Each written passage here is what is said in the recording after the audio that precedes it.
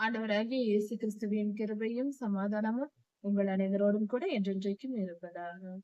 நான் உன்னை விட்டு விலகுவதும் இல்லை, உன்னை கைவிடுவதும் இல்லை என்று சொன்னார். நமது ஆண்டவராகிய இயேசு கிறிஸ்து நம்முடனே கூட இருந்து என்றென்றும் நம்மை காக்கிறார். சமாதானமாய் இருப்போம்.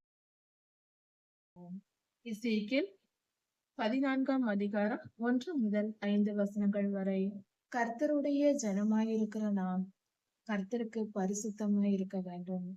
பரிசுத்த வாழ்வை கர்த்தர் விரும்புகிறார். கர்த்தருடைய ஜனங்களுக்கு கிடைக்கிற மிகப்பெரிய பாக்கியம் கர்த்தரை தொழுது கொள்ளும் வாய்ப்பு. கர்த்தரை ஆராதிக்கவும் அவரை தொழுது கொள்ளவும் கர்த்தர் தமக்கென்று ஒரு ஜனங்களை ஆபிரகாம் ஐயாவின் வம்சத்தில் இஸ்ரவேலர் என்ற கூட்டத்தில் இன்றைய நிலையில் கிறிஸ்தவர்கள் என்ற பெயரில் கர்த்தர் தமக்கென்று தெரிந்து கொண்டார். உலகெங்கும் இருக்கிற கிறிஸ்தவர்கள், யூதர்கள் கர்த்தருடைய வசனத்தை கேட்டு இயேசு கிறிஸ்து என்னும் நாமத்தை ஏற்றுக்கொண்டிருக்கிற அனைவரும் கர்த்தருடைய பிள்ளைகளாய் இருக்கிறார்கள். அவர்களுக்கு கர்த்தர் மிகப்பெரிய பாக்கியமாக அவரை தொழுது கொள்ளும் பாக்கியம், அவருக்கு ஆராதனை செய்யும் பாக்கியத்தை நமக்கு கொடுத்திருக்கிறார். அவருடைய வார்த்தை என்னும் வேத வசனங்களை நமக்கு கொடுத்திருக்கிறார். இப்படி கர்த்தர் நம்மை ஆசீர்வதித்து இந்த காரியங்களை எல்லாம் நமக்கு கொடுத்திருக்கும் பொழுது நாம் இதையெல்லாம் பெற்றுக்கொண்டு சந்ததி சந்ததியாய் நாம் கர்த்தரை தொழுது கொள்கிறோம்.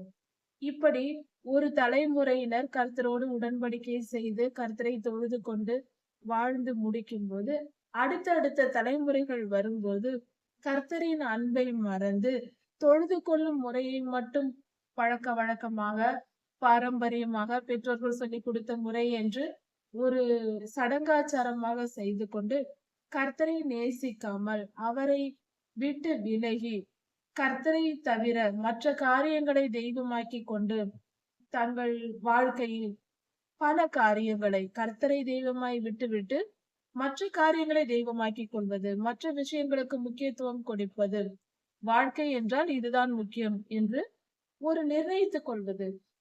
நானும் பொல்லாத மனிதர்கள் செய்வது போல அவர்களைப் போல அந்நிய தேவர்களுக்கு, அந்நிய பொல்லாத இருளின் கிரியைகளான பொல்லாத ஆவிகளுக்கு வணங்கி நான் அதை தெய்வமாய் பின்பற்றி போய்விடுவேன் என்று போகிற சில ஜனங்கள் இருக்கிறார்கள்.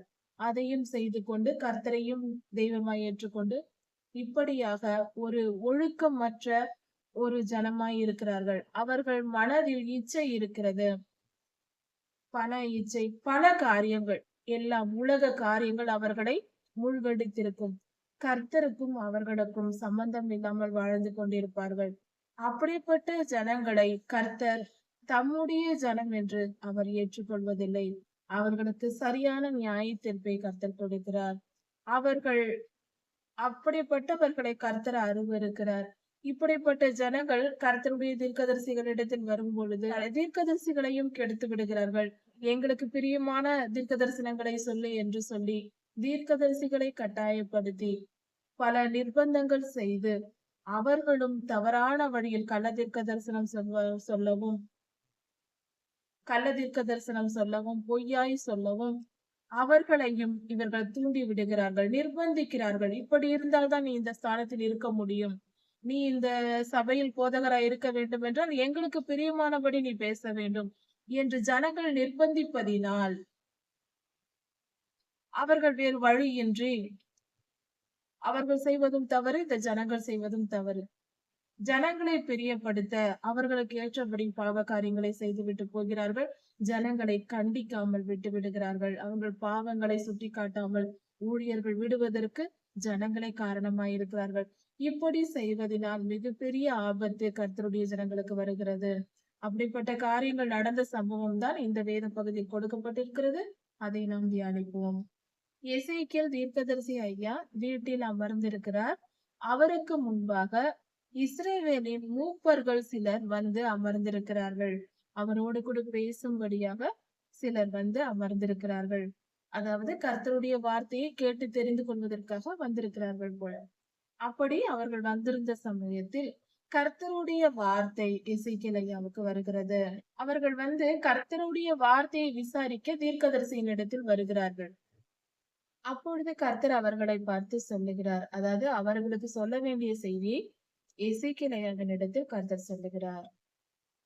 அவர்கள் தங்கள் நரகலான விக்கிரகங்களை தங்கள் இருதயத்தில் நாட்டி வைத்துக் கொண்டு, அவர்கள் அக்கிரமமாகிய இடறல்களை தங்கள் முகத்துக்கு முன்பாக வைத்துக் கொண்டு, என்னிடத்தில் வந்து விசாரிக்க வந்திருக்கிறார்கள் என்று கர்த்தர் சொல்லுகிறார். இந்த காரியங்களை 2 காரியங்களையும் கவனிக்க வேண்டும். இஸ்ரவேலர்கள் செய்த தவறாக கர்த்தர் சொல்லுகிறது. அது தவறல்ல. மகா பெரிய பாவம். இதற்கு மேல் பாவம் உச்சகட்டத்தில் எதுவும் இல்லை. அதிகபட்ச பாவமாக அவர்கள் செய்து கொண்டிருக்கிறார்கள். அது என்ன என்றால், அவர்கள் இருதயத்தில் விக்கிரகங்களை நாட்டி வைத்திருக்கிறார்கள். இதன் பொருள் என்ன? இது மிகப்பெரிய விளக்கமாக சொல்லலாம்.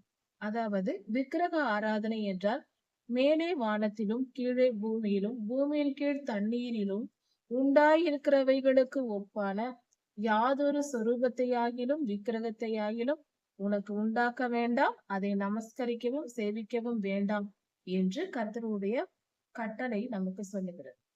இதை மீறி செயல்படுவதுதான் விக்கிரக ஆராதனை. வானம், பூமி, பூமியின் அடியில் இருக்கிற எந்த ஒரு பொருளை போல ஒரு படத்தை வரைந்தோ அல்லது ஏதாவது ஒரு பொருளால் ஒரு சிலை செய்தோ அதை வணங்கினால் அது கர்த்தருக்கு அருவருப்பானது என்று கர்த்தர் சொல்லுகிறார். அப்படி செய்யாதிருங்கள், அப்படி உருவாக்காதிருங்கள், அதை நமஸ்கரிக்கவும் வேண்டாம், சேவிக்கவும் வேண்டாம் என்று கர்த்தர் சொல்கிறார். அப்படிப்பட்ட காரியத்தை செய்யாதிருங்கள் என்று சொல்லுகிறார். அப்படி செய்தால் அது கர்த்தருக்கு விரோதமான செயல் என்பது கர்த்தருடைய கட்டளை நமக்கு சொல்லுகிறது. இப்படி இருக்க இதை செய்வது விக்கிரகாராதனை. இது நமக்கு நன்றாக தெரிந்த கதை. இன்னொரு விதம் இருக்கிறது. அதாவது நம் வாழ்க்கையில் நாம் எதை முக்கியத்துவமாக வைத்திருக்கிறோமோ அதுதான் விக்கிரகம். முதலில் நாம் கர்த்தருக்கு இடம் கொடுத்து கர்த்தருடைய வழிகளில் நடக்கிறோமா? உதாரணத்திற்கு இதை புரிந்து கொள்வதற்கு நம் வாழ்க்கையின் முக்கியமான காரியமாக எதை நினைக்கிறோம்? பொதுவாக இந்த காலத்தில் 2 காரியங்கள் ஒவ்வொரு குடும்பத்தையும் ஆட்டி படைக்கிறது. முதலாவது காரியம் பணம், 2வது பிள்ளைகளின் படிப்பு. இந்த 2 காரியங்களும் சமுதாயத்தில் ஒரு குடும்பத்தை சீரழிக்கிறது என்று சொல்லலாம். பணம் தான் வாழ்க்கையின் முதலிடமாக எல்லா குடும்பத்திலும் இருக்கிறது. 2வது பிள்ளைகளின் படிப்பை 2வதாக நினைக்கிறார்கள். சில இடங்களில் படிப்பை முதலிடமாகவும் நினைக்கிறார்கள். இது 2 காரியங்களும் ஒரு குடும்பத்தையே ஆளுகை செய்கிறது. ஒரு குடும்பத்தில் பிள்ளைகள் என்ன படிக்கிறார்கள், எங்கே படிக்கிறார்கள் என்பது சொல்லிக் கொள்வது பெருமை. பெருமைக்கும் பணம் பணம் சம்பாதிப்பது, இவ்வளவு சம்பாதிக்கிறோம், அவ்வளவு சம்பாதிக்கிறோம் என்று பெருமை. அதனால் ஆடம்பர வாழ்க்கை. இப்படிப்பட்ட காரியங்களில் மூழ்கி உலகம், சமுதாயம் சீர்கெட்டு போகிறது. வாழ்க்கையின் ஆதாரம் இப்படி இருக்கக்கூடாது. நம் வாழ்க்கையின் ஆதாரம் என்பது கர்த்தரில் நிலைத்திருக்க வேண்டும். பணத்தை வைத்து அதின் மேல், அதாவது ட்ரெயின் ரோடு போகும்போது அந்த தண்டவாளத்தின் மேல் ரயில் போகும். அந்த தண்டவாளம் எந்த திசையில் போகிறதோ அந்த திசையிலெல்லாம் அதன் மேல் போகும் ரயில் போகும். அதுபோல கர்த்தருடைய வார்த்தை என்னும் தண்டவாளத்தின் மேல் நம் வாழ்க்கை என்னும் பயணம் போக வேண்டும். அதுதான் சரி. அந்த தண்டவாளம் கர்த்தருடைய வார்த்தையாய் இருக்க வேண்டும். பணமோ, படிப்போ, பெருமையோ அந்த தண்டவாளமாய் இருக்கக்கூடாது. பெருமைக்காக வாழ்வது, குடும்ப கௌரவம் என்று சொல்லிக் கொள்கிறது. நாங்கள் பெரிய ஆட்கள் என்று சொல்லிக் கொண்டு அதன் மேல் வண்டி ஓட்டுவது, ஆடம்பரம் செய்து கொண்டு செலவு செய்து கொண்டு இருப்பது, அது தவறு. பணம் சம்பாதிப்பது, அதிக பணம் சேமிக்க வேண்டும் என்று நினைப்பதும் விக்கிரகமே. அதுவும் செய்யக்கூடாது. புகழ்ச்சியை விரும்பக்கூடாது. ஏதாவது ஒரு உறவை மையமாக வைத்துக் கொண்டு அதையே உயிராக நினைத்துக் கொண்டு இருக்கக்கூடாது. என் தாய் என்றால் நான் உயிரையே கொடுப்பேன், என் தகப்பன் என்றால் என் உயிரையே கொடுப்பேன், என் பிள்ளைகள் என்றால் என் உயிரையே கொடுப்பேன். உயிர் என்ன சாதாரண ஒரு பொருளா எடுத்து தூக்கி கொடுத்து விடுவதற்கு? அது கர்த்தருடையது, நமக்கு சொந்தமானதல்ல. நம் உயிரை இன்னொருவருக்கு கொடுப்பதற்கு நம் உயிரின் மேல் நமக்கு அதிகாரம் இல்லை. நம் உயிரை விடுவதற்கு கூட நமக்கு அதிகாரம் இல்லை. அது கர்த்தருடையது. கர்த்தர் எடுக்கும் நாளில் தான் அது நம்மை விட்டு பிரிய வேண்டும். அப்படி மீறி செய்தால் கர்த்தர் அக்னி கடலில் போடுவார் என்று வேதம் சொல்லுகிறது. நம் உயிரின் மேல் நமக்கு அதிகாரம் இல்லை. உணர்ந்து கொள்வோம். எதையும் விக்கிரகமாக்க கூடாது. நான் அவருக்காக உயிரை கொடுப்பேன், இவனுக்காக உயிரை கொடுப்பேன், இவளுக்காக உயிரை கொடுப்பேன். பைத்தியக்காரத்தனமான பேச்சு. அப்படி செய்ய தகுதியோ உரிமையோ உனக்கே இல்லை. நீ எங்கே கொடுப்பாய்? உன்னுடையதை தான் நீ செலவு செய்ய வேண்டும். உனக்கு உரிமை இல்லாத உன் உயிரை நீ இன்னொருவருக்கு கொடுக்க கூடாது. அது முடியவும் முடியாது. அப்படி மீறி செய்தால் அது உன்னை அக்னி கடலில் தள்ளும். கர்த்தருடைய நியாய தீர்ப்பு கொண்டு வரும். அதனால் எதையும் விக்கிரகமாக்க கூடாது.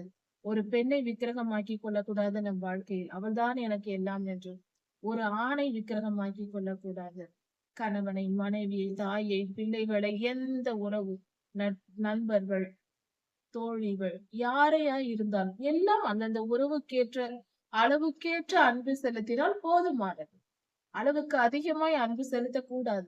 முழு அன்பு என்பது கர்த்தரிடத்தில் தான் இருக்க வேண்டும் என்று வேதம் தெளிவாய் சொல்லுகிறது. உன் முழு இருதயத்தோடும், உன் முழு மனதோடும், உன் முழு பலத்தோடும், உன் முழு ஆத்மாவோடும் என்னை நேசி என்று கர்த்தர் சொல்லுகிறார். முழுமையாய் நேசி என்று. முழுமையான அன்பு கர்த்தருக்கே உரியது. உலக உறவுகளுக்கும் உலக காரியங்களுக்கும் இருக்கக்கூடாது. இப்படி மாறி செய்து வைத்தால் அதுதான் விக்கிரகம். விக்கிரகம் என்றால் அதுதான். கர்த்தரை தவிர, கர்த்தர் நம்மை ஆளுவதை தவிர வேறு எந்த காரியத்தை நம்மை ஆள விடுகிறோம்? தினந்தோறும் நம் வாழ்க்கையில் எதற்காக போராடுகிறோம்? கர்த்தர் என்ன சொல்லி இருக்கிறார்? நாம் முதலில் நம் வாழ்க்கையில் நினைக்க வேண்டிய காரியம் மிக தெளிவாக இந்த காரியம் சொல்லப்படுகிறது இப்பொழுது. அதாவது நம்முடைய வாழ்க்கையின் நோக்கம் என்ன என்றால், இப்பொழுது பார்த்த எந்த காரியங்களும் அல்ல, உலக காரியங்கள் அல்ல. நம்முடைய நோக்கம் பரலோகத்திற்கு போக வேண்டியது. பரலோகத்திற்கு போக வேண்டும் என்றால் நாம் போய் சேர வேண்டிய இடம் பரலோகம். அதாவது இந்த பூமிக்கு நாம் வந்தது கர்த்தருடைய கட்டளையின்படி வந்திருக்கிறோம். கர்த்தருக்கு பரிசுத்தமாய் வாழ்ந்து கர்த்தரிடம் போய் சேர வேண்டும். வந்த வேலையை முடிவு. வேலை என்றால் ஊழியம். கர்த்தருக்கு நாம் செய்ய வேண்டிய ஊழியம். அது பின்பு பார். முதலில் நாம் கர்த்தருக்கு பரிசுத்தமாய் மாற வேண்டும். பின்புதான் ஊழியத்தை கர்த்தர் கொடுப்பார். அப்படி என்றால் நம்முடைய செயல்கள் எப்படி இருக்க வேண்டும்? நாம் எதை நோக்கி நம் வாழ்க்கையை எப்படி வாழ வேண்டும் என்றால், நம்முடைய வாழ்க்கை என்னும் ரயில் ஓட வேண்டிய தண்டவாளம் கர்த்தருடைய வார்த்தை, வேத வசனங்கள். வேத வசனத்தை தியானித்து, தினந்தோறும் அதை தியானித்து, வருடத்தில் ஒரு முறை முழுமையாய் வேதாகமத்தை படிக்க வேண்டும். ஒவ்வொரு வருடமும் படிக்க வேண்டும். ஒரு நாளைக்கு 1 மணி நேரம் 4-5 அதிகாரங்கள் தியானித்தாலும் ஒரு வருடத்தில் ஒரு முறை படித்து விடலாம். இப்படியாக தினந்தோறும் படிக்கும் போது ஒவ்வொரு வருடமும் ஒவ்வொரு முறை படிக்கிறோம். நாம் ஆதியாகமம் முதல் வெளிப்படுத்தல் 22ஆம் அதிகாரம் வரை, கடைசி வரை, முதல் பக்கத்திலிருந்து கடைசி பக்கம் வரை முழுமையாய் படிக்க வேண்டும். இப்படி நாம் செய்து கொண்டு வரும்போது நம் வாழ்க்கையின் முக்கியத்துவம் இதுதான். இதை செய்தால் போதும், எல்லா மாற்றங்களும். இது துவக்கம். வேத வசனத்தை தியானிப்பது துவக்கம். அதை முழு மனதோடு நாம் செய்ய தொடங்கிவிட்டால் எல்லா காரியங்களும் சரியாகிவிடும். எல்லா விதமான காரியங்கள், நம்முடைய மனநிலை, ஆரோக்கியம், குடும்ப பொருளாதாரம், சண்டைகள், பிரச்சனைகள், போராட்டங்கள், குறைவுகள், பிள்ளைகளின் படிப்பு, குடும்ப தேவைகள் எல்லாம் நிறைவாக்கப்படும். சகலமும் சரியான நிலைக்கு வந்து சேரும். இதை நாம் செய்ய வேண்டும். கர்த்தருடைய வார்த்தை என்னும் தண்டவாளத்தின் மேல் நம் வாழ்க்கை ஓட வேண்டும். வார்த்தையை படிப்பது என்றால் தினந்தோறும் படித்துவிட்டு மேஜிக்கை எதிர்பார்ப்பதல்ல. அது நம் மனதை மாற்ற வேண்டும். வசனங்கள், வேத வசனத்தில் கர்த்தர் என்ன சொல்லி இருக்கிறாரோ அதை கேட்டு கீழ்ப்படிந்து நாம் நடக்க வேண்டும். அவ்வளவுதான், வேறொன்றும் இல்லை. நம் வாழ்க்கையில் நாம் எதையெல்லாம் சரிப்படுத்தி கொள்ள வேண்டுமோ அதையெல்லாம் கர்த்தர் நம் வேத வசனத்தை படிக்கும் போது நமக்கு சொல்லிக் கொடுப்பார். நமக்கு புரிய தொடங்கும். நம் வாழ்க்கையில் என்ன குறை இருக்கிறது என்று தெரிய தொடங்கும் போது அதை நாம் சரிப்படுத்தி கொண்டே வருவோம். ஒவ்வொரு பக்கத்தை படிக்கும் போதும் நம் வாழ்க்கையில் இந்த குறைகள் இருக்கிறதா என்று நமக்கு தோன்றும். அப்பொழுது ஐயோ! இதை நாம் செய்கிறோமே, இதை செய்யக்கூடாது போல இருக்கிறது. அப்படி என்றால் இதை திருந்தி விடுவோம் என்று ஒவ்வொன்றாய் திருந்தத் தொடங்குவோம். ஒரு முறை படிக்கும்போது ஒருவித பரிசுத்தம் நம் மனதிற்குள் வரும். அடுத்த வருடம் அடுத்த முறை நாம் படிக்கும்பொழுது இன்னும் சற்று பரிசுத்தமாவோம். 3வது முறை படிக்கும்போது இன்னும் பரிசுத்தமாவோம். இப்படியாக ஒவ்வொரு முறை வேதாகமத்தை முழுமையாய் படிக்கும்போது ஒவ்வொரு விதமான மிகப்பெரிய வாழ்க்கை மாற்றங்களை நம்மால் சந்திக்க முடியும். வாழ்க்கையே மாறிவிடும். நம்மை நாமே அடையாளம் கண்டு கொள்ளாதபடிக்கு, நம் மனதை நாமே அடையாளம் கண்டு கொள்ள முடியாத அளவுக்கு நாம் பரிசுத்தம் அடைவோம். நம் பழைய வாழ்க்கையை எண்ணி வெட்கப்படுவோம். இதுவரை நாம் நினைத்துக் கொண்டிருப்போம். வேத வசனத்தை படிப்பதற்கு முன்பாக எல்லோர் மனதிலும் நான் நல்லவன் என்றும், நல்லவள் என்றும், நான் கம்பீரமானவர், எதையும் என்னால் செய்ய முடியும் என்ற எண்ணமும் நம் மனதில் இருக்கும். வேத வசனத்தை படிக்க தொடங்கி நாம் ஒரு முறை படித்து விட்டால் நம்மில் குறை இருக்கிறது என்று தோன்றும். 2வது முறை, 3வது முறை படிக்க படிக்க படிக்க நாம் வெறும் குப்பை என்று தோன்றும். அதுதான் பரிசுத்தமான மனநிலை. அதுதான் உண்மை என்பது நமக்கு புரியும். மெய் வெளிச்சம் நமக்கு புரியும். மெய் வெளிச்சமாய், மெய் ஒளியாய் கர்த்தர் நமக்குள் வருவார். அப்பொழுதுதான் நாம் உயர்ந்த நிலையை அடைகிறோம். தன்னைத்தான் தாழ்த்துகிறவன் தேவனால் உயர்த்தப்படுவான் என்ற வார்த்தையின் பொருள் இது. வேத வசனங்களை படிக்க படிக்க நம் மனதில் தாழ்மை உண்டாகும். நாம் கர்த்தருக்கு முன்பாக நம்மை தாழ்த்துவோம். ஆனால் வாழ்க்கையில் நாம் உயர்ந்து கொண்டே இருப்போம். உலகத்திலும் சமுதாயத்திலும் மற்றவர்கள் முன்பாக நாம் உயர்ந்து கொண்டே இருப்போம். நம் மனநிலை நமக்கு தாழ்ந்து கொண்டே இருக்கும். உயர்ந்த வாழ்க்கை அடைவதற்கு மிக முக்கியமான காரியம் நம்முடைய தாழ்மை. அது வேத வசனத்தை தியானிக்கும் போது வரும். நம்மில் உள்ள தீய குணங்கள் எல்லாம் போய்விடும். எல்லாம் நீங்கி போகும். அப்பொழுது பரிசுத்தம் உண்டாகும். இருதயத்தின் விக்கிரகம் என்பது என்ன? துர்குணங்கள், கெட்ட குணங்கள், கெட்ட பழக்க வழக்கங்கள், வாழ்க்கை முறைகள், லைஃப் ஸ்டைல் என்று சொல்லுவோம். தவறான வாழ்க்கை முறைகள், பரிசுத்தம் இல்லாத வாழ்க்கை, இவைகள் தான் விக்கிரகமாயிருக்கிறது. அதை இஸ்ரவேலர்கள், அதாவது இஸ்ரவேலின் மூப்பர்கள் கூட அதை தங்கள் இருதயத்தில் நாட்டி வைத்திருந்தார்களாம். எசேக்கியேலிடத்தில் கர்த்தர் இதை சொல்லுகிறார் இந்த அதிகாரத்தில்.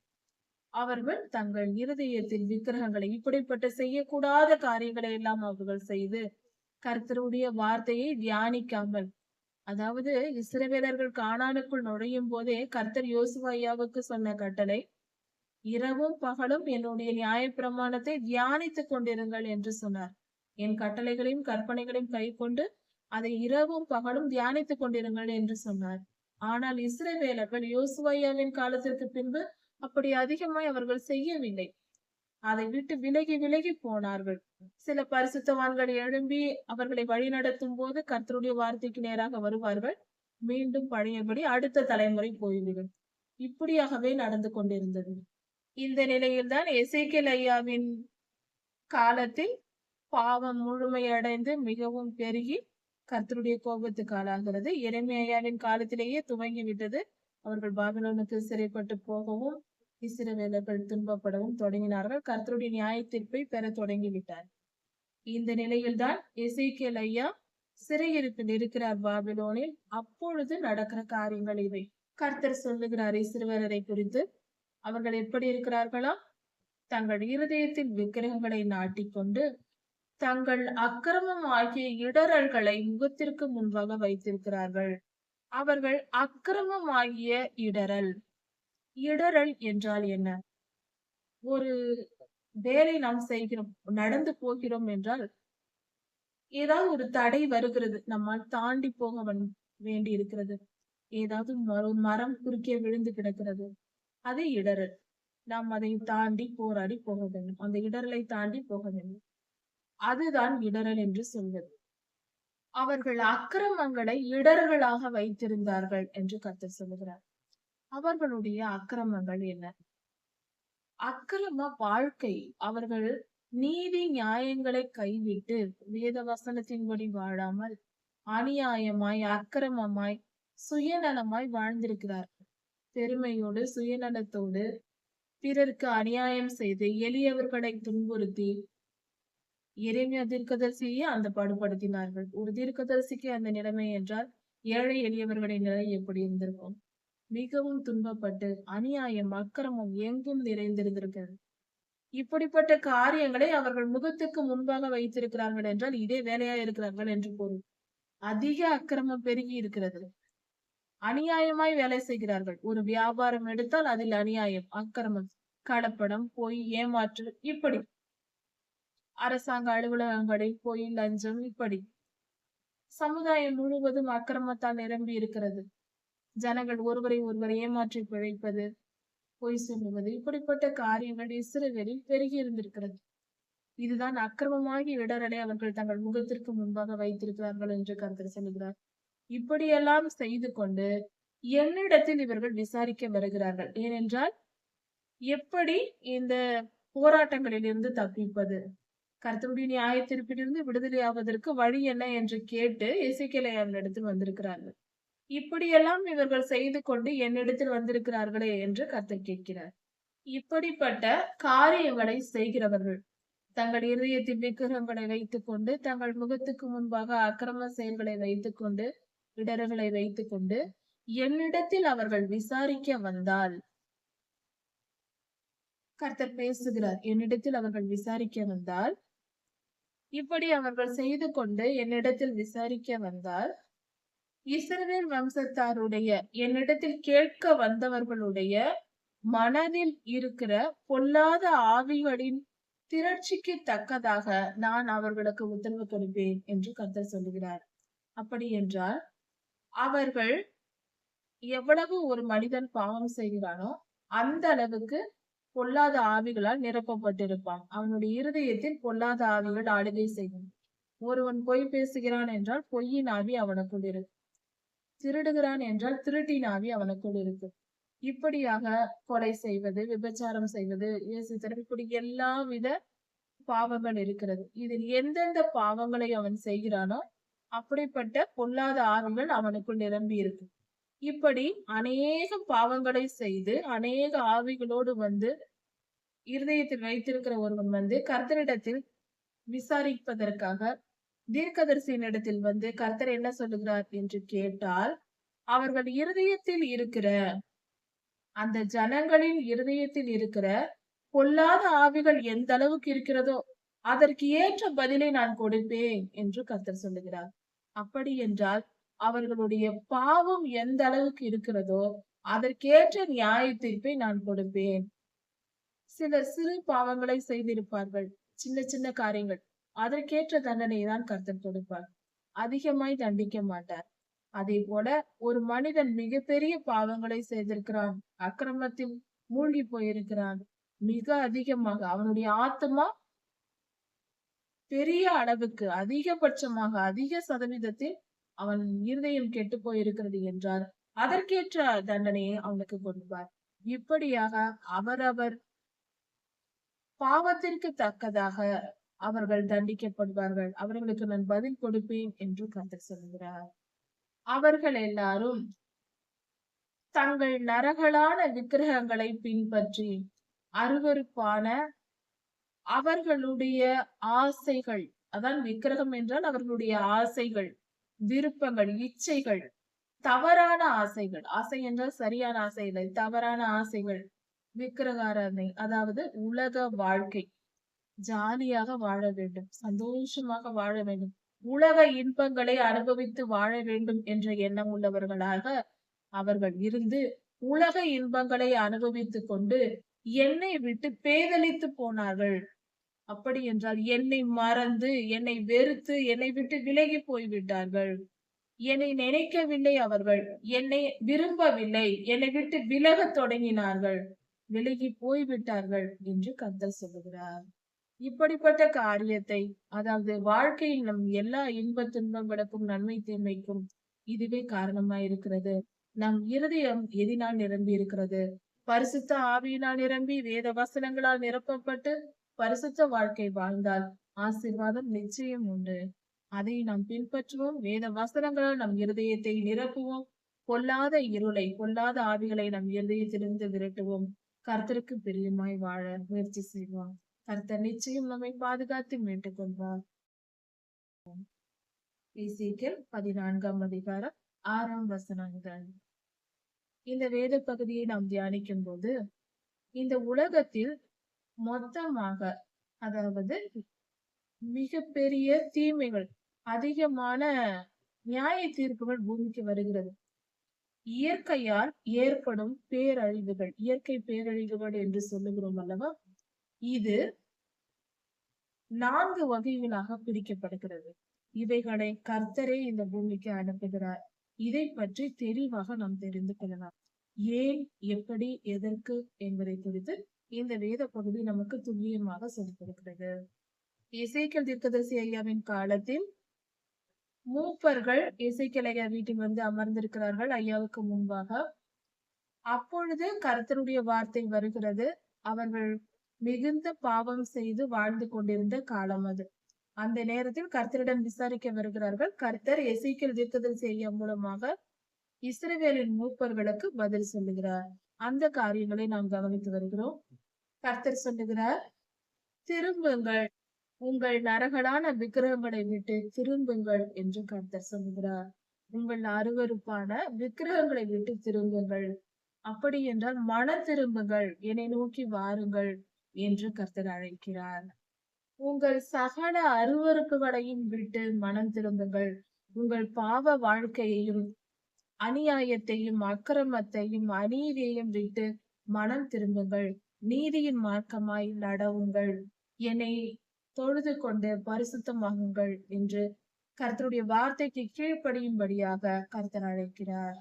கர்த்தர் சொல்லுகிறார், இஸ்ரவேல் தேசத்தில் வாசமாய் இருக்கிற இஸ்ரவேலர்களும் இஸ்ரவேலர்கள் மத்தியில் இருக்கிற அந்நியர்களும், இவர்கள் என் வார்த்தைக்கு கீழ்ப்படியாமல் கர்த்தருடைய கற்பனைகளையும் கட்டளைகளையும் கை கொண்டு நடக்காமல் அதற்கு பதிலாக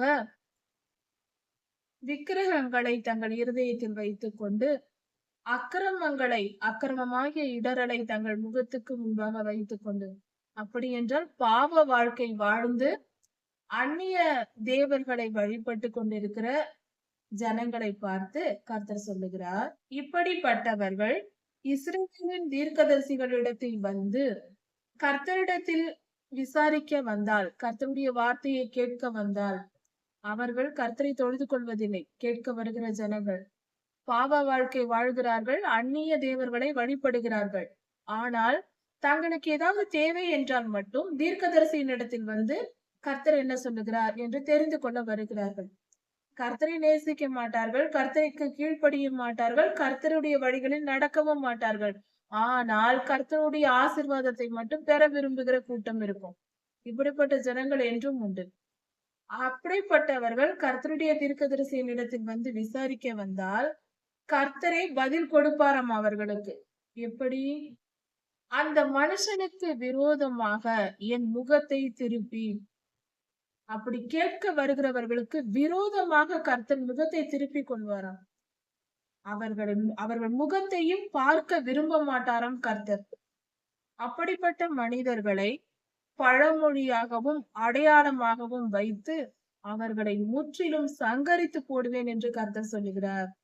அதாவது அடுத்த சந்ததியாருக்கும் மற்ற ஜனங்களுக்கும் அடையாளமாகவும் பழமொழியாகவும் இருக்கும்படியாக அவர்கள் செய்த அக்கிரமத்திற்கு ஏற்ற தண்டனையை கொடுத்து, நியாய தீர்ப்பை கொடுத்து அவர்களை அழித்து போடுவேன் என்று கர்த்தர் சொல்கிறார். அழிவு, முற்றிலும் அழித்து போடுவார் கர்த்தர்.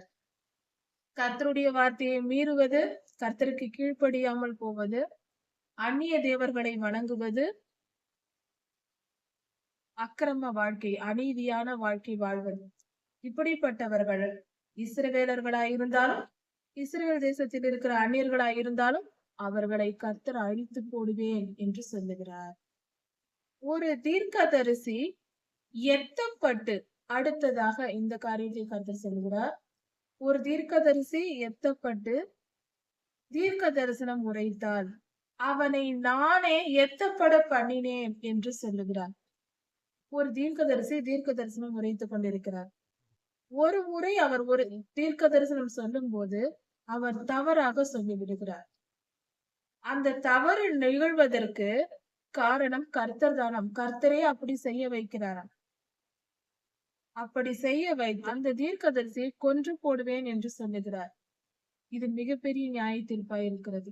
மிக ஆஹ் வல்லமையான நியாய தீர்ப்பாய், மிக பயப்படக்கூடிய ஒரு பயங்கரமான ஒரு நியாய தீர்ப்பாய் இருக்கிறது. இதற்கு காரணம் என்னவென்றால், கர்த்தர் அந்த ஜனங்களின் பாவத்தின் நிமித்தம் அந்த தீர்க்கதரிசி இருக்கிற இஸ்ரவேலில் அங்கு நடக்கிற பாவங்களின் நிமித்தம், தீர்க்கதரிசியின் பாவங்களின் நிமித்தமும் தவறான ஒரு தீர்க்க தரிசனத்தை சொல்ல வைத்து கர்த்தர் அவனை அழித்து போடுவேன் என்று சொல்லுகிறார். அப்படி என்றால் அவர்கள் செய்த பாவத்திற்கு ஏற்ற தண்டனை அவர்களுக்கு நிச்சயம் கிடைக்கும். அது ஜனங்கள் பேச்சை கேட்டுக்கொண்டு தீர்க்கதரிசிகள் பாவம் செய்வதினாலும் இப்படி நடக்கும். ஜனங்களுக்கு பிரியமாய் தீர்க்கதரிசிகள் நடக்க தொடங்கினால் இப்படிதான் நடந்து முடியும். அது தவறான தீர்க்க தரிசனம் உரைப்பதற்கும் அதன் மூலம் அந்த தீர்க்கதரிசியின் அழிவுக்கே காரணமாகிவிடும். ஜனங்களை பிரியப்படுத்த ஊழியர்கள் நினைக்க கூடாது. எப்பொழுதும் ஜனங்களை பிரியப்படுத்தவே நினைக்க கூடாது. சவுல் ராஜாவை போல கர்த்தருக்கு பிரியமானவர்களாய் தாவீது ராஜாவை போல நாம் வாழ வேண்டும். எந்த காரியத்தை செய்தாலும் எப்பொழுது செய்தாலும் அது கர்த்தருக்கு பிரியமானதா என்று ஆராய்ந்து செய்ய வேண்டுமே தவிர யாருக்கு மனிதரை மற்றவர்களை பிரியப்படுத்த எந்த காரியத்தையும் செய்யக்கூடாது. இது முதல் பாடத்தை நாம் கற்றுக்கொள்ள வேண்டும். அப்படியே அவரவர் தங்கள் தங்கள் பாவத்தை சுமப்பார்கள் என்று கர்த்தர் சொல்லுகிறார்.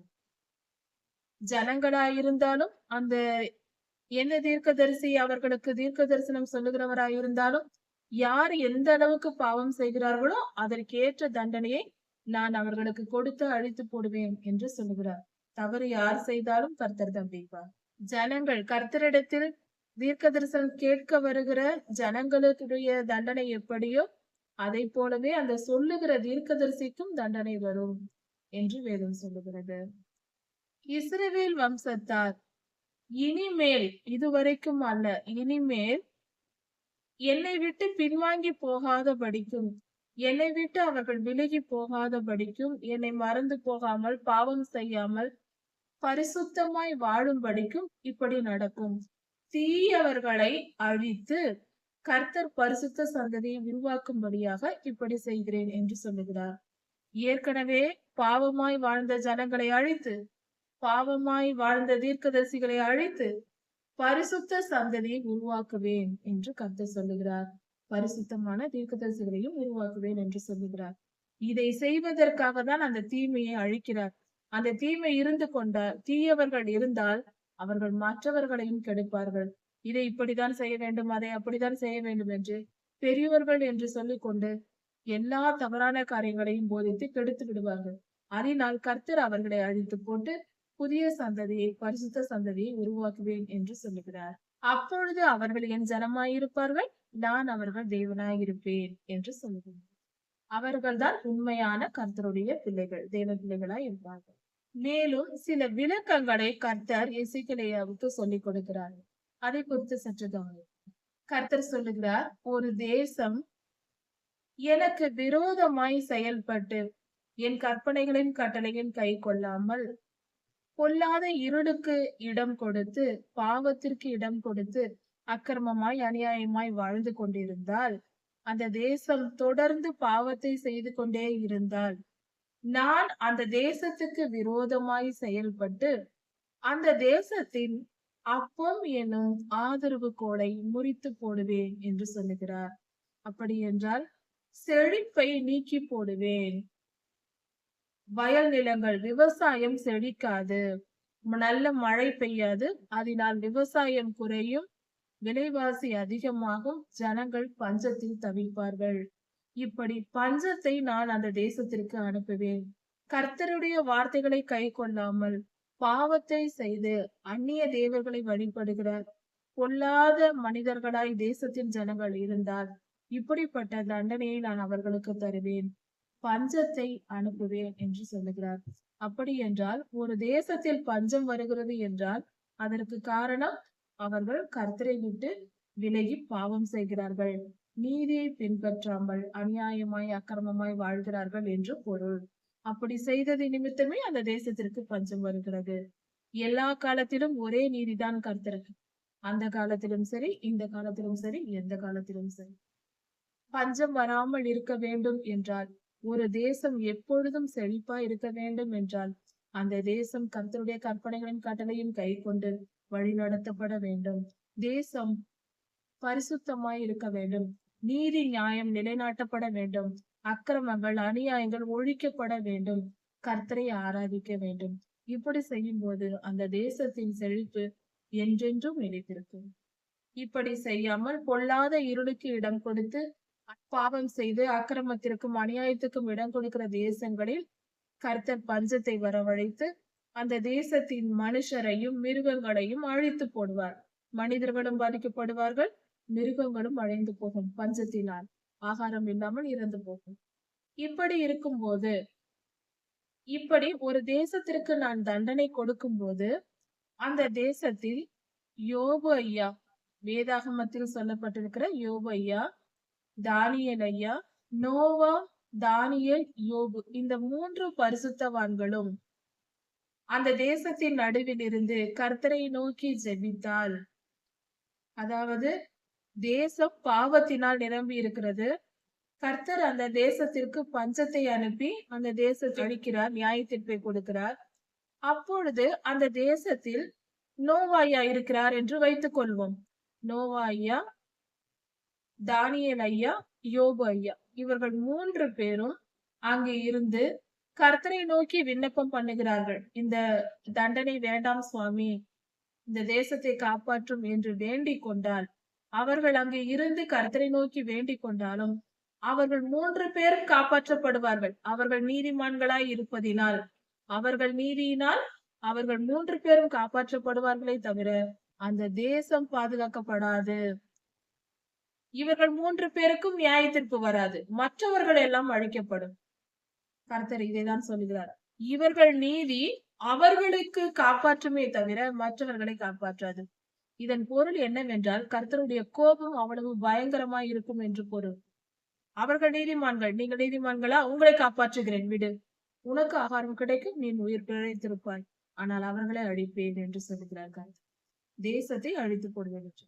ஏனென்றால் கர்த்தருக்கு விரோதமான, கர்த்தரை விட்டு விலகி போகிறவர்களை கர்த்தர் அழித்து போடுவார். அது அவருடைய நீதி. ஜனங்கள் செய்யக்கூடாத மகா பெரிய கொடுமையான பாவம், கர்த்தரை மிகப்பெரிய கோபத்தை மூட்டும் செயல், கர்த்தரை விட்டு விலகி போவது. கர்த்தரை அறியாத ஜனங்களுக்கு கர்த்தர் கிருபை காட்டுவார். கர்த்தரை அறிந்து அவரை விட்டு விலகி போகிறவர்களை சங்கரித்து போடுவார். இப்படியாக அந்த தேசத்தில் ஒரு தேசம் பாவம் செய்கிறது, அங்கு கர்த்தர் பஞ்சத்தை அனுப்புகிறார். அதில் 3 நீதிமான்கள், அதாவது நோவா, தானியேல், யோபு 3 பேர் இருந்தாலும் அவர்கள் நீதி நிமித்தம் அவர்கள் ஆத்துமாக்களை காப்பாற்றிக் கொள்வார்கள். அவர்கள் நரகத்திற்கு போகாதபடிக்கு கர்த்தர் அவர்களை பரலோகத்திற்கு சேர்த்துக் கொள்வார். அவர்களை காப்பாற்றி விடுவார், மற்றவர்களையோ அழித்து போடுவார். அதே போல ஒரு தேசத்தில் பாவம் பெருகி இருக்கும் போது கர்த்தர் அழிக்கும் விதம் 4 விதங்களில் அழிப்பார். நியாய தீர்ப்பை பூமிக்கு அனுப்புகிறார். முதலில் பஞ்சம், இரண்டாவது துஷ்ட மிருகங்கள். அதை குறித்து இப்பொழுது பார்ப்போம். துஷ்ட மிருகங்களை ஒரு தேசத்திற்குள் அனுப்புவார். துஷ்ட மிருகங்கள் என்றால், அதாவது ஒரு தேசம் கர்த்தரை விட்டு விலகி பொல்லாத இருளுக்கு இடம் கொடுத்து பாவம் செய்து ஜனங்கள் எல்லாம் கர்த்தரை வணங்குவதை விட்டுவிட்டு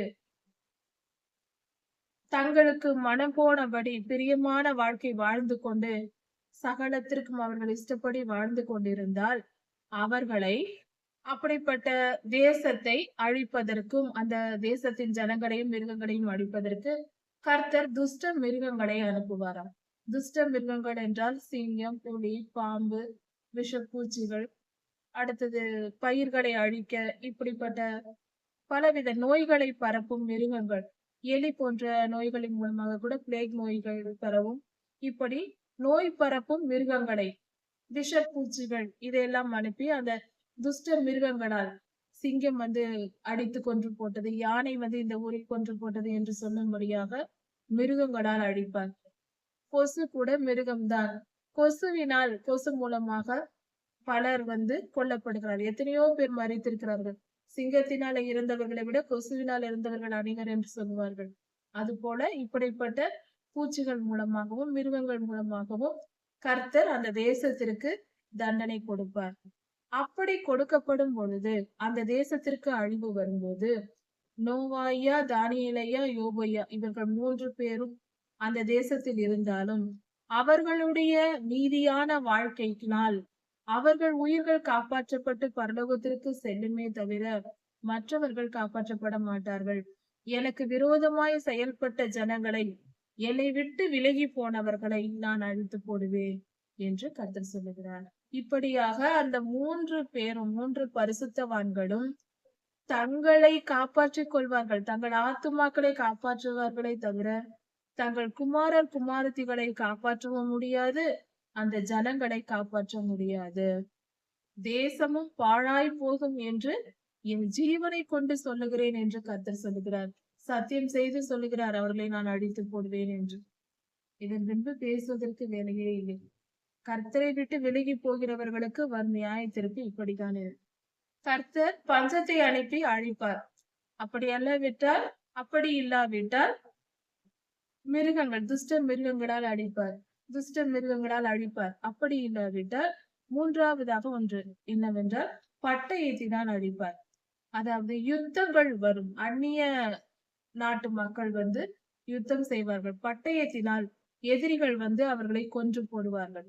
இப்படியாக நான் அவர்களை அழிவுக்கு ஒப்பு கொடுக்கும் போது இந்த 3 பரிசுத்தவான்களும் நோவா, தானியேல், யோபு இந்த 3 ஐயாக்களும் அங்கே இருந்து கர்த்தரை நோக்கி விண்ணப்பம் செய்தாலும் அவர்கள் நீதி நிமித்தம் அவர்கள் 3 பேரின் ஆத்துமாக்கள் காப்பாற்றப்படும். அவர்கள் பரலோகம் போகலாம். மற்றவர்கள் அழிக்கப்படுவார்கள். அவர்கள் குமாரரையும் குமாரத்திகளையும் காப்பாற்ற முடியாது. அவரவர் நீதியை மட்டும் அவரவர் நீதிக்கு ஏற்ற பலனை அவர்களுக்கு கொடுத்து மற்றவர்களை கர்த்தர் அழித்து போடுவார். பட்டயத்தினால் அந்த தேசத்தின் மனுஷரையும் மிருகங்களையும் கர்த்தர் அழித்து போடுவார் என்று சொல்லுகிறார்.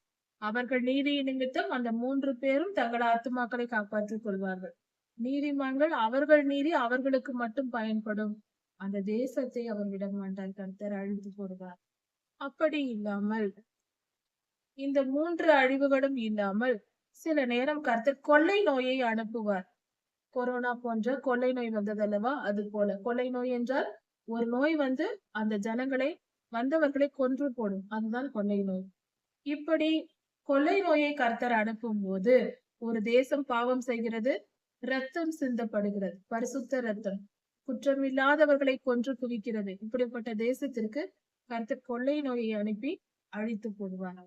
அப்படி அது நடக்கும்போது தேசத்தில் இந்த 3 பேரும் நோவாயா, தானியேலையா, யோபையா இந்த 3 பேரும் அந்த தேசத்தில் இருந்தாலும் அவர்கள் நீதி நிமித்தம் அவர்கள் காப்பாற்றப்படுவார்கள். அவர்கள் ஆத்துமா பரிசுத்தமாய் கர்த்தரிடத்தில் போய் சேரும். மற்ற அவர்களுடைய குமாரரையும் குமாரத்திகளையும் கர்த்தர் இரத்த பழியாக அழித்து போடுவேன். இரத்தத்திற்கு இரத்தம் பழி வாங்குவேன் என்று கர்த்தர் சொல்லுகிறார். ஏனென்றால் அந்த தேசத்தில் குற்றமற்ற ரத்தம் சிந்தப்பட்டிருக்கிறது. அநேக நல்லவர்களை, அநேகமான குழந்தைகள், ஒன்றுமறியாத குழந்தைகள், பாவம் செய்யாத பரிசுத்தமானவர்கள், நல்லவர்கள், அவர்களை எல்லாம் கொன்று போட்டிருக்கிறார்கள் அநியாயமாய், அக்கிரமமாய் அந்த நாட்டில். அப்படிப்பட்ட தேசத்தை நான் கொள்ளை நோயினால் அழிப்பேன் என்று கர்த்தர் சொல்லுகிறார். ஏன் உலகத்தில் நோய்கள் வருகிறது, பேரழிவுகள் வருகிறது என்ற விளக்கம் இந்த வேத பகுதியில் தெளிவாக கொடுக்கப்பட்டிருக்கிறது. இப்படியாக அந்த 3 பேரும் இருந்தாலும், பரிசுத்தவான்கள் 3 பேர் இருந்தாலும் அவர்கள் ஆத்துமா காக்கப்படுமே தவிர அவர்கள் குமாரரையோ குமாரத்திகளையோ அவர்களால் காப்பாற்ற முடியாது. அவர்களை எல்லாம் அழித்து போடுவேன் என்று கர்த்தர் சொல்லுகிறார். இப்படியாக இஸ்ரவேல் தேசத்தின் பாவத்திற்கு தக்கதாக, பாவத்தின் நிலைமையினால் அந்த தேசத்திற்கு நான் எருசலேமுக்கு விரோதமாய் அதை அழிக்கப்படும் மனுஷரையும் மிருகங்களையும் அழிப்பதற்காக நான் பட்டயம், பஞ்சம், கொள்ளை நோய், துஷ்ட மிருகங்கள் போன்ற அழிவுகளை நான் அனுப்பும் போது கர்த்தர் சொல்லுகிறார், இப்படி நான் அனுப்பும் போது இந்த 4 கொடிய தண்டனைகளையும் நான் அனுப்பும்போது அது எப்படி இருக்கும்? முற்றிலுமாய் அழிக்கப்பட்டு போகும் என்று கர்த்தர் சொல்லுகிறார். மிக கொடிய பயங்கரங்கள் உண்டாகும். இப்படிப்பட்ட அழிவுகள் எல்லாம் வந்து முடிந்த பின்பு சிலர் மட்டும் மீந்திருப்பார்கள் அந்த தேசத்தில். சில ஜனங்கள் மட்டும் அந்த தேசத்தில் மீந்திருப்பார்கள். அந்த மீந்தவர்கள் உங்களிடத்தில் வருவார்கள். அவர்கள் உங்களோடு பேசும்போது அவர்கள் மார்க்கத்தையும் அவர்கள் செயல்களையும் பார்த்து நீங்கள் தெரிந்து கொள்வீர்கள். அங்க தேசத்தில் என்னென்ன அக்கிரமம் நடந்தது, எதினால் இப்படி நியாயத்திற்கு வந்தது என்பதை சொல்வதற்கு அந்த மீந்த ஜனங்கள் வருவார்கள். அவர்கள் எல்லாம் தெரிந்து வைத்திருப்பார்கள். அங்கு நடந்த அக்கிரமமும் அவர்களுக்கு தெரியும். கர்த்தர் கொடுத்த நியாயத்திற்கும் அவர்களுக்கு தெரியும். அவர்கள் பரிசுத்த ஜனமாய் இருப்பார்கள். பரிசுத்தமாய் கர்த்தருக்கு பயந்தவர்களாய் மீந்த கொஞ்ச பேர் இருப்பார்கள். அவர்கள் உங்களிடமாய் வருவார்கள் என்று கர்த்தர் எசேக்கியேலுவுக்கு சொல்கிறார். இப்படி நடந்த தீமைக்கெல்லாம் நீங்கள் தேற்றப்படுவீர்கள். அவர்கள் உங்களிடத்தில் வந்ததும் நீங்கள் ஆறுதல் அடைவீர்கள் என்று கர்த்தர் சொல்லுகிறார். அவர்கள் வந்து வாழும்போது அவர்களை நீங்கள் பார்க்கும்போது அவர்கள் நினைவுகள், அவர்களுடைய செயல்கள், அவர்களுடைய நினைவுகளை எல்லாம் நீங்கள் பார்க்கும்போது நீங்கள் அவர்களை பார்த்து தேற்றப்படுவீர்கள், சந்தோஷம் அடைவீர்கள். அவர்கள் பரிசுத்த ஜனமாய் இருப்பார்கள் என்று கர்த்தர் சொல்லுகிறார். இப்படிப்பட்ட அழிவுகளை எல்லாம் நான் காரணம் இல்லாமல் அங்கு அனுப்பவில்லை. இந்த நல்லோர்களை பிரித்தெடுத்து தீயவர்களை அழிப்பதற்காகவே இதையெல்லாம் நான் செய்தேன் என்பதை நீங்கள் புரிந்து கொள்வீர்கள். காரணம் இல்லாமல் இப்படிப்பட்ட அழிவை அனுப்பவில்லை. கர்த்தர் அழிப்பதும் ஒரு நன்மைக்கு தான் என்பது இந்த வேத பகுதி தெளிவாய் நமக்கு சொல்லிக் கொடுக்கிறது. கர்த்தர் பெரியவர், அவர் நல்லவர். கர்த்தர் தீமையினால் பூமியை சுத்திகரிக்கிறார், நன்மையை வாழ வைக்கிறார். அவர் நல்லவர், இரண்டும் நன்மையானவையே. எப்பொழுதும் நன்மையை மட்டுமே செய்கிற தேவன். அவர் எதை செய்தாலும் அது நன்மைக்குதான். அழிவும் நன்மைக்குதான், ஜீவனும் நன்மைக்குதான். கர்த்தர் உங்களை ஆசீர்வதிப்பாராக. இதன் தொடர்ச்சியை அடுத்த செய்தியில் பார்க்கலாம். ஆண்டவராகிய இயேசு கிறிஸ்து சீக்கிரமே வரப்போகிறார். அவருடைய வருகைக்கு நாம் ஆயத்தப்படுவோம். மாறனாக.